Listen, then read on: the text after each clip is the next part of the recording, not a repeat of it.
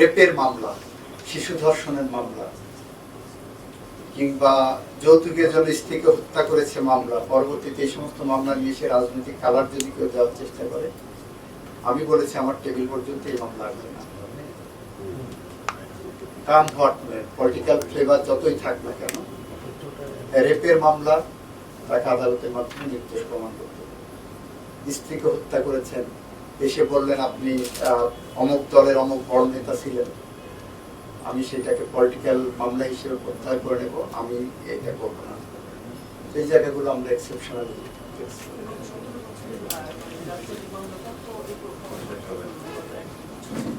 এইটা এখনো আমাদের কাছে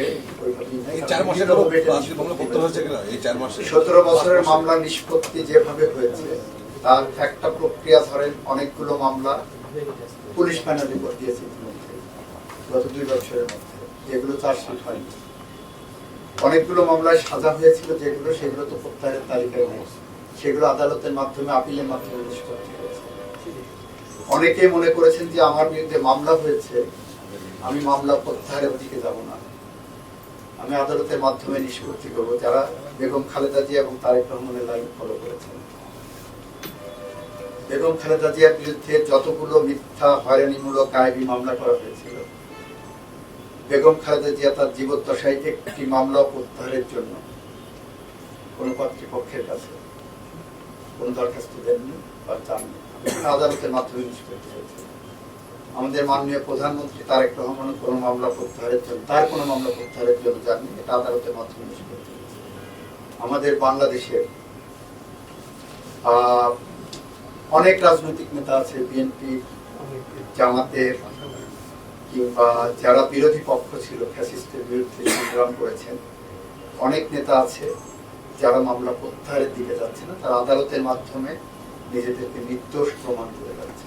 এটা 2 প্রক্রিয়া, অনেক প্রক্রিয়ার মধ্য দিয়ে এই মামলাগুলো শেষ হয়েছে। যেগুলোতে 17 বছরে ধর ইন্টারিম গভর্নমেন্টের সময় একটা ছিল যে হত্যা মামলা যেগুলো, সেগুলো এই তালিকায় আসবে না। আমরা দেখলাম যে ইন্টারিম গভর্নমেন্টের সময় অনেক হত্যা মামলা আমার রাজনৈতিক নেতা কর্মীদের বিরুদ্ধে দিয়েছিল। আপনি অহরহ উদাহরণ পাবেন, এক একজনের বিরুদ্ধে 50টা, 60টা, 100টা, 200টা, 400টা পর্যন্ত মামলা হয়েছে।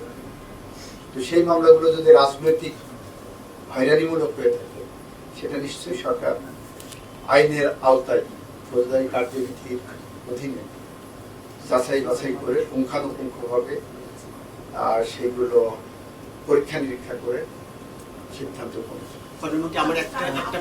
এবং এখানেও যদি আপনারা দেখেন, আপনাদেরকে বলা হলো যে আমাদের কমিটি কার্যক্রম যদি কোনো মামলা, নন পলিটিক্যাল মামলা বা হিরিয়াস মামলা অন্যভাবে আমরা প্রত্যাহার করেছি, নিশ্চিত আমাদের অ্যাটেনশন ড্র করবেন, ওই প্রক্রিয়ায় চলে যাবেন, আমরা সেটা